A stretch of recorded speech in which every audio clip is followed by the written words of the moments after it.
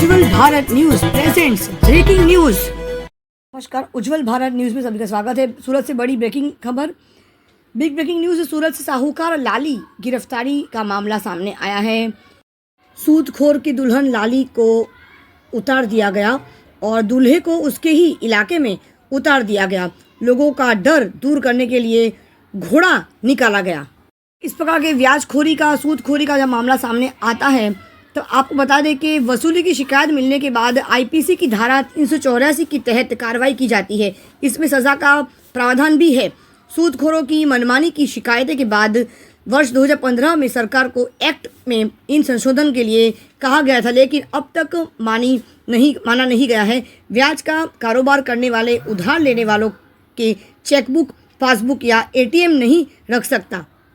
सूरत जैसे बड़े शहरों में जिस प्रकार से अगर हम बात करते हैं, बड़े बड़े व्यापारी, बड़े बड़े इंडस्ट्रियलिस्ट की बात करते हैं, उद्योगपतियों की बात करते हैं, तो वहाँ पर सूरत जैसे बड़े शहर में छोटे आर्थिक स्तर के लोग भी वहाँ पे अपनी ज़िंदगी जीते हैं, लेकिन वो कहीं ना कहीं सूदखोरों के इस प्रकार के चपेट में आकर अपने आप को चक्कर में भी फंसा लेते हैं और चंद रुपयों के लिए, चंद हज़ार रुपये के लिए वो अपने आप को इस प्रकार से दलदल में चपेट लेते हैं कि वो वहाँ दलदल से वापस से दोबारा बाहर नहीं निकल पाते और सूदखोरों के मनमानी के चक्कर में आकर उन्हें अपने गांव की ज़मीन हो, यहाँ तक कि उनके घर से लेकर, घर परिवार से लेकर हर चीज़ को उनको गिरवी रखने की नौबत आ जाती है। तो सिर्फ सूरत में ही नहीं, हमारे देश के हर बड़े शहर में, हर छोटे गाँव में, हर जगह इस प्रकार के सूदखोरी का मामला सामने आता है। लेकिन ज़रूरत है तो सिर्फ अवेयरनेस की, जागरूकता की ज़रूरत है। देखिए, सूदखोरों के लिए भी इस प्रकार के कड़े कानून और नियम बनाए ज़रूर गए, लेकिन ज़रूरत होती है कि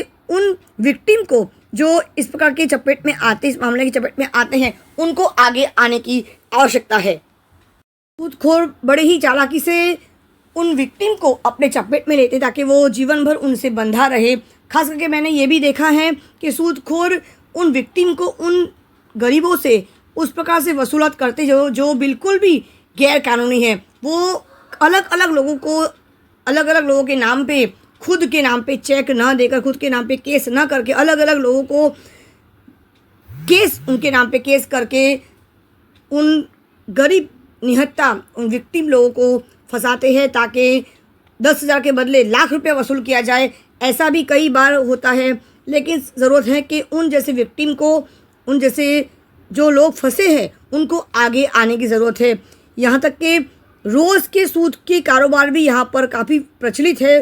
गुजरात, वलसाड़, सूरत जैसे बड़े शहरों में भी रोज़ के अगर 10,000 रुपये लिया है तो उसके बदले में रोज़ के 200, 300, 400 रुपये तक का सूद यहाँ पे भरा जाता है। ऐसे भी काफ़ी सारे मामले सामने आते हैं, लेकिन कहीं ना कहीं दबाव में आकर, डर में आकर वो लोग अपने आप आगे आकर नहीं बोल सकते। लेकिन अगर छानबीन सही तरीके से किया जाए तो ऐसे कई सारे अनगिनत मामले बाहर आ सकते हैं जिसकी हम लोग ने कभी कल्पना भी नहीं करी होगी। इससे होता क्या है कि सूदखोरों के चक्कर में आने के बाद जो सही मायने में पैसों की ज़रूरत होती है वो बैंक में जाने से डरती है। कि बैंक में इसलिए डरते हैं क्योंकि बैंक में काफ़ी सारे कागज़ों का उन्हें सामना करना पड़ता है, काफ़ी सारे नियमों का पालन करना पड़ता है। तो इसी प्रकार से किसी के सिविल स्कोर जो होता है वो कम होने की वजह से, नेगेटिव होने की वजह से उनको लोन वगैरह नहीं मिलता है।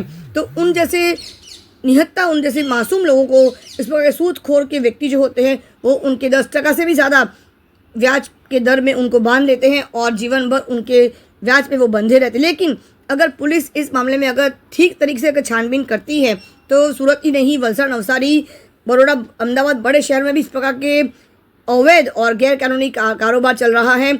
और यहाँ तक कि वो 100-200 लोगों के ऊपर रोज़ केस करते हैं।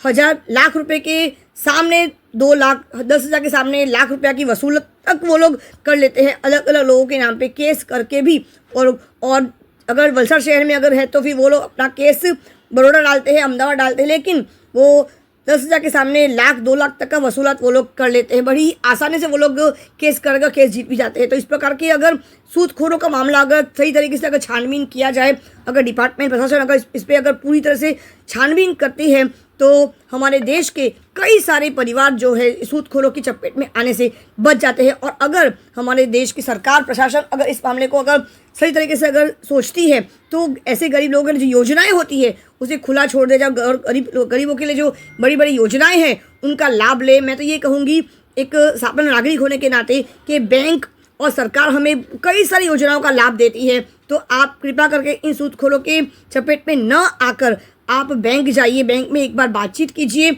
और सरकारी कार्यालय में जाइए, उन अधिकारियों से बात कीजिए और अपने लिए कम से कम ब्याज दर पे योजनाओं का फ़ायदा उठाइए, सरकारी योजनाओं का लाभ लीजिए और कम से कम ब्याज में अपने आप को बचा लीजिए। और अपने घर के लिए आवास योजना है, हमारे पास सरकार ने न जाने कई सारी अनगिनत योजनाएं दी है, जिससे हम कभी भी इस प्रकार के दलदल में नहीं फंसते हैं।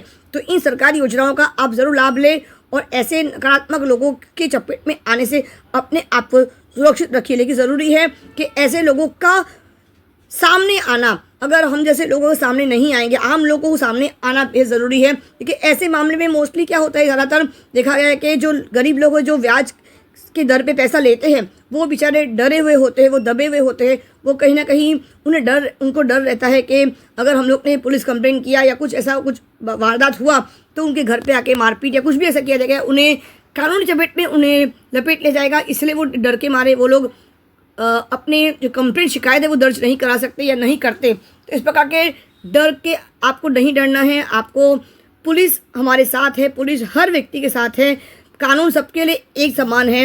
इसलिए बिना डरे आप शिकायत दर्ज कीजिए, कि शिकायत करने के बाद ही असली बात पता चलेगा कि आखिर गुनहगार कौन है और बेगुनाह कौन है।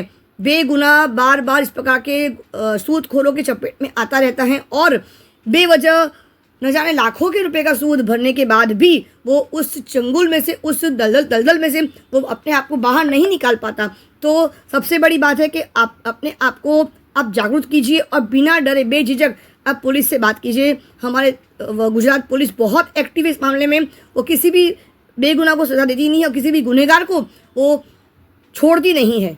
तेरे विशेष रिपोर्ट, धन्यवाद। हाल ही में सूरत शहर के उधना पुलिस स्टेशन में धर्मेंद्र अमर सिंह हंजरा उर्फे धर्मेंद्र लाली के खिलाफ दो एफआईआर दर्ज हुई है। दोनों में उसको अरेस्ट किया गया है। कल उसकी जो गिरफ्तारी हुई उसके बाद पुलिस ने जो इंट्रोगेट किया उसमें कुछ इन्फॉर्मेशन पुलिस को मिली और कुछ बातें भी पुलिस के सामने आई, जिसके लिए पुलिस ने आज जो उसकी ऑफिस है वहाँ पे उसको साथ में रख के सर्च किया था और ऑफिस में से पुलिस को कुछ इम्पोर्टेंट डॉक्यूमेंट्स भी मिले हैं और दूसरे चीज़ें भी पुलिस के सामने आई है।